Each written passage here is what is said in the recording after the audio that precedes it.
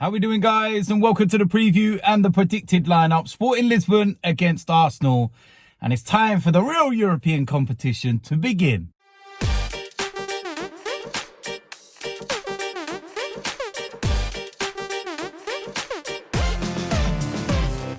So, like I said, it's Arsenal Sporting Lisbon away from home.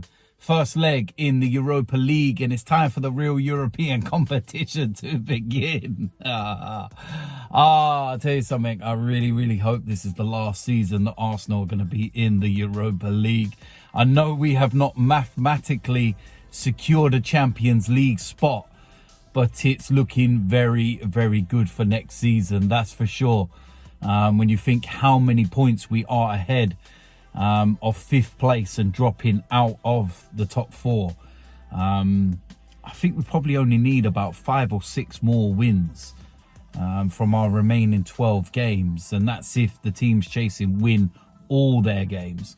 So it's not far from being mathematically confirmed. But yeah, it's going to be so nice playing on the Tuesdays and the Wednesdays and hearing the Champions League theme again and not having to deal with the Europa League on Thursday night and then playing in the league on a Sunday. But listen, we are at that stage now where things get a little bit interesting. The teams are, you know, more pronounceable, shall we say, than some of the earlier rounds. And yeah, it's where we'll get to see whether Arsenal are going to take this one seriously. Now, you can look at it one or two ways, that you prioritise the Premier League, but then, you know, if you lose games like in the Europa League, how would it affect your confidence and form?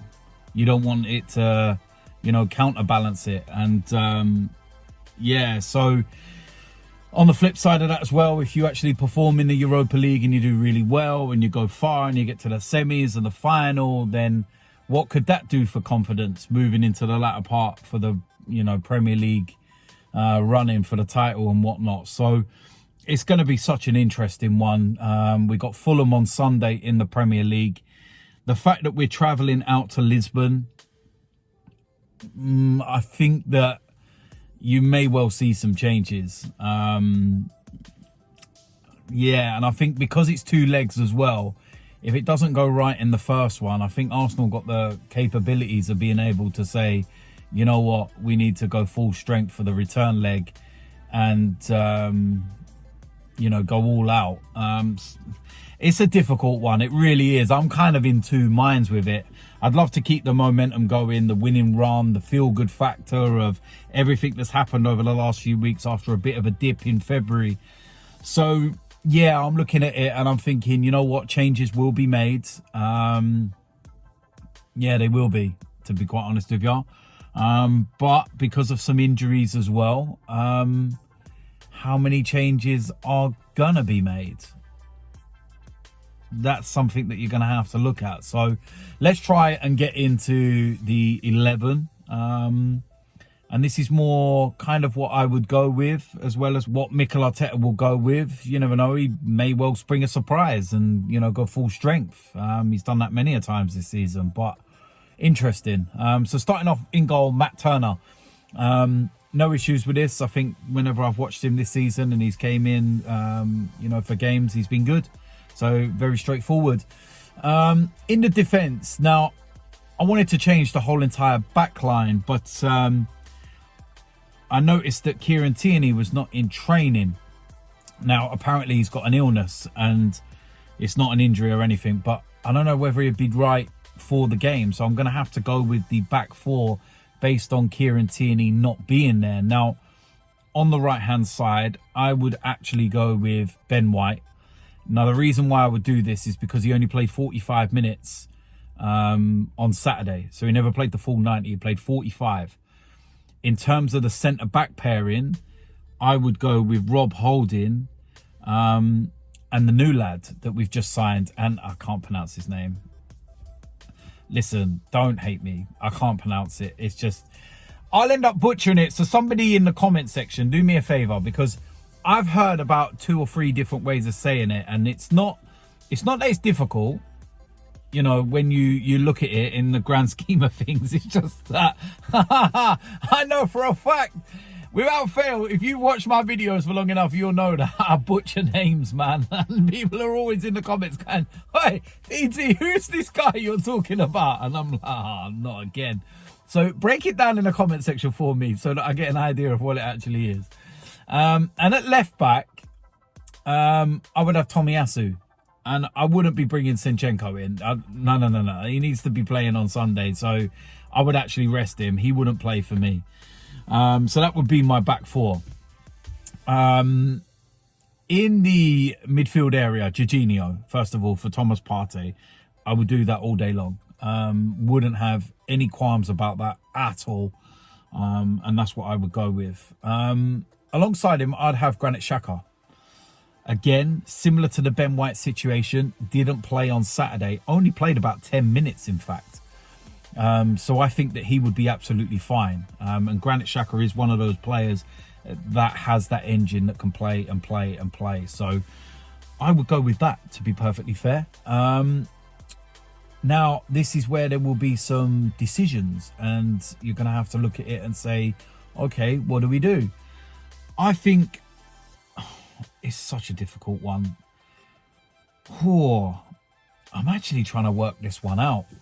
And I don't know, because we've got 4 positions here, right?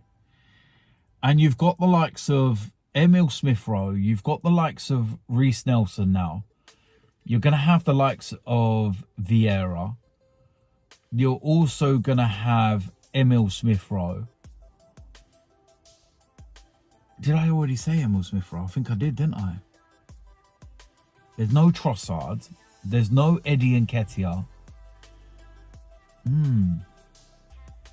This is a bit of a difficult one, really, isn't it? If you're going to be making changes and stuff like that, you could look and you could say, on that right-hand side, you would have a Vieira. You would have a Emil Smith-Rowe in an Odegaard kind of position. Then you would have, you know, like a Reece Nelson on that left-hand side. But then what do you do with the striking role? With no nketiah or anybody. And I know Gabriel Jesus is back in training, but he ain't going to be playing. Do you know what? Maybe because of the... It's a very interesting one. I got a feeling maybe because he's captain, he might play Odegaard. Maybe keep Odegaard, play Emil Smith-Rowe as a false 9, Martinelli on the left, and Vieira on the right. That's an interesting one. Yeah, when I'm thinking about the attacking areas now and the players that we've actually got missing, we're actually very, you know, threadbare. I don't want to risk the likes of Martinelli and Saka. And at the same time, you don't really want to risk Martin Odegaard, but I'm thinking what Mikel Arteta might go with based on that he's the captain and everything. That's a bit of a sticky one, isn't it? You know what? That's what I would go with Odegaard in there. But let me know in the comment section what you think and what we should actually go with. Because, of course, we've got no, you know, Mohamed Elneny or players like that we would normally bring in. I can't see him starting any of the, you know, youngsters that are close and breaking through, you know, towards the first team. Yeah, there's not really much in terms of depth there with the likes of Trossard, Jesus and nketiah not, you know, going to be involved. So, yeah, that's what I would go with. So, listen, let me know in the comment section whether you agree or disagree. If you have to go with an 11, what would you do, especially in those attacking areas? It's interesting, that one. Very interesting. For the first time in a long time, we're actually sitting there scratching our head wondering what the team would actually be. But I think that would be strong enough to get the job done. And I'm not being disrespectful to Sporting or anything. Listen, man, it is what it is. So let me know in the comment section, like I said. And if you're new around here, hit the subscribe button, smash a like on this video, and I will see you lot soon. I'm out of here.